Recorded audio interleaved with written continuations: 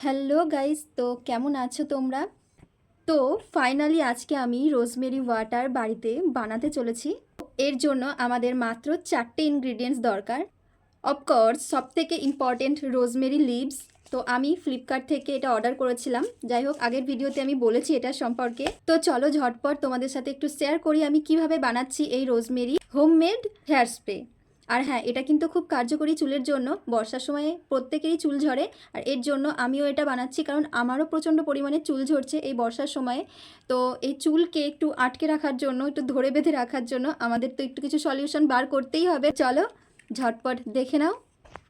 তো এর জন্য এক ঢাকনা মাপের রোজমেরি পাতা, 1 চা চামচের মেথি দানা, 10 থেকে 12টা লং আর খানিকটা টুকরো আদা নিয়ে নিতে হবে।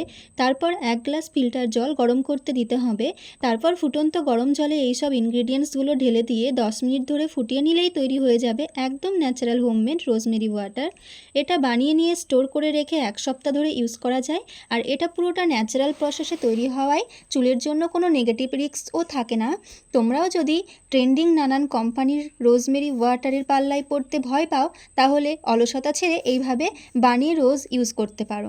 আর হ্যাঁ, এটার মধ্যে কেন আদা আর কেনই বা লং ইউজ করলাম, এগুলো চুলের জন্য কী বেনিফিট দেয় এক্সেট্রা আরও ডিটেলসে যদি জানতে চাও, অথবা রোজমেরি ওয়াটারকে কেনই বা এখন চুলের জন্য এত প্রাধান্য দেওয়া হয়, অ্যাকচুয়ালি কিসের জন্য এটা ইউজ করা হয় চুলে, এসবের জন্য জানতে চাইলে অবশ্যই আমাকে একটা কমেন্ট করো। আমি তোমাদের জন্য একটা ডিটেলস ভিডিও এটার ওপরে নিয়ে আসবো। So thank you so much ভিডিওটা দেখার জন্য। সাবস্ক্রাইব করে দিও। আজকের মতো টাটা, বাই বাই।